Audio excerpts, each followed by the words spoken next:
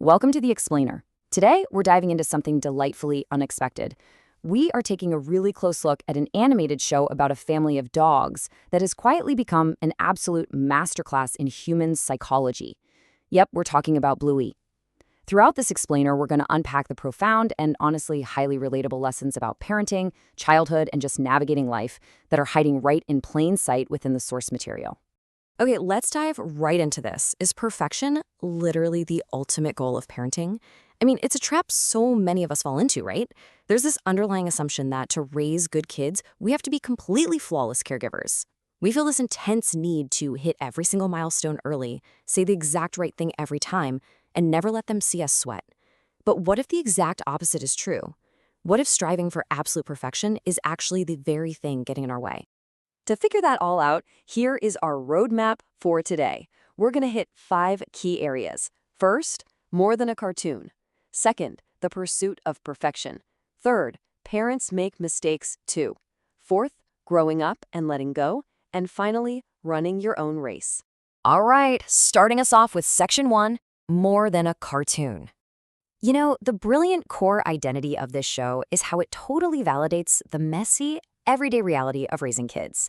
It does not shy away from the exhaustion, the endless sibling squabbles, or those moments of deep, deep self-doubt that caregivers face. By putting this unfiltered reality right out there, it kind of gives everyone watching permission to just be a work in progress. Moving right along to section 2, the pursuit of perfection. Now, the context behind this quote is absolutely fascinating.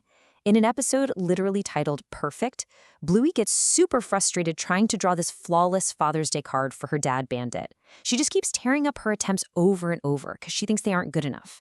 It's a perfect illustration of how young kids actually internalize our own societal pressure to be flawless. Her mom, Chili, steps in and reminds her that, hey, parents aren't perfect either. Parenting is tough, drawing is tough, and it's completely okay to just do what you can. And this pressure, it starts incredibly early in life. We all know the standard baby development steps: rolling, sitting, crawling, pulling up, walking. Seems like a totally normal, simple checklist, right? Well, in the baby race episode, this exact progression becomes a massive, all-consuming source of anxiety for Bluey's mom when she realizes her baby isn't exactly following the manual. Let's take a look at why she was so stressed. On one side, you've got Judo's traditional development, moving neatly from sitting to crawling to pulling up.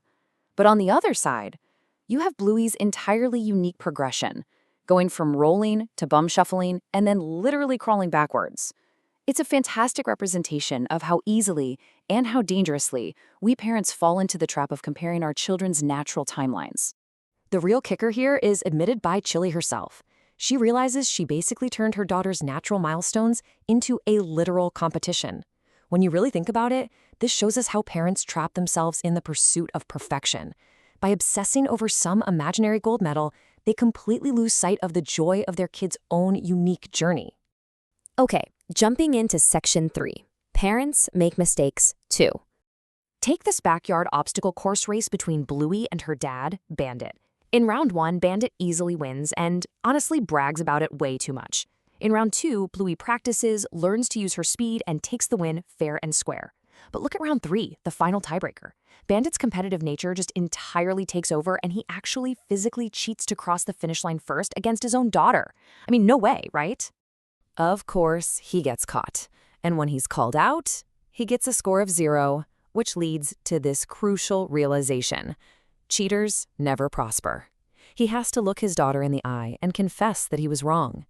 This showcases something so incredibly vital. We parents are not infallible. We make bad choices in the heat of the moment. The real magic isn't in somehow avoiding mistakes, it's in actually owning up to them. This models a really profound truth. Showing kids our flawed behavior and following it up with a real apology is actually a way healthier parenting tactic than pretending to be perfect all the time. When we show kids that we mess up and that we take responsibility for it, we're literally handing them the emotional toolkit to handle their own future mistakes with grace and honesty. Moving on to section 4, growing up and letting go. Let's track a really interesting timeline of emotional growth. In the morning, Bluey and her sister Bingo are just thrilled to finally clear out some space and get separate bedrooms. But by nightfall, the reality kind of sets in and they start missing each other. Come midnight, they're out of bed, leaving little notes and messages for one another. And by the early hours of the morning, they completely abandon the whole independent setup to sleep huddled together in the same room again. It perfectly captures how that strong drive for independence almost always clashes with the deep emotional comfort of sibling bonds. The ultimate takeaway here is that the transition of growing up is just never a straight line.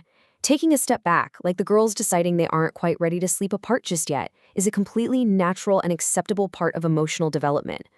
Growth isn't just this relentless march forward, you know? Sometimes it absolutely requires retreating to a place of comfort before you try again. Which brings us to our final stop, Section 5, running your own race. Number 8. So, why is this specific number so important? Well, going back to that baby race episode for a second, this represents the exact number of kids Coco's mom has raised. When Chili is completely stressed out, sitting in a messy house and feeling like a total failure because her daughter is crawling backwards instead of walking, she gets a visit from Coco's mom. And having raised 8 children gives its mother the ultimate, unquestionable authority and perspective on what childhood development actually looks like. And what does she say to Chili? She just looks right at her and says, "You're doing great." Guys, the emotional weight of this exact moment in the source material is just astounding. Chili immediately breaks down into happy tears. It completely validates every single one of Chili's struggles, and frankly, it validates the viewer's own parenting or life journey. Sometimes the absolute most powerful thing you can hear when you're feeling overwhelmed is simply that your messy, imperfect best is more than enough. And that brings us to the ultimate core takeaway of this entire explainer, running your own race. It's the acceptance of developing at your own pace without constantly comparing yourself or the people you love to the progress of others. Bluey eventually walked, doing it completely on her own time in the kitchen when she saw something she wanted. Her backwards crawling wasn't some failure to be fixed, it was just a funny, totally unique part of her individual timeline. So I want to leave you with this thought. Whether you're a child learning to walk, a parent trying your absolute best every single day, or just someone trying to navigate your own personal goals, are you remembering to run your own race? Don't let the crushing pressure of perfection steal the joy of your own unique journey. Thank you so much for joining me on this explainer today. Keep running your race, and I'll catch you next time.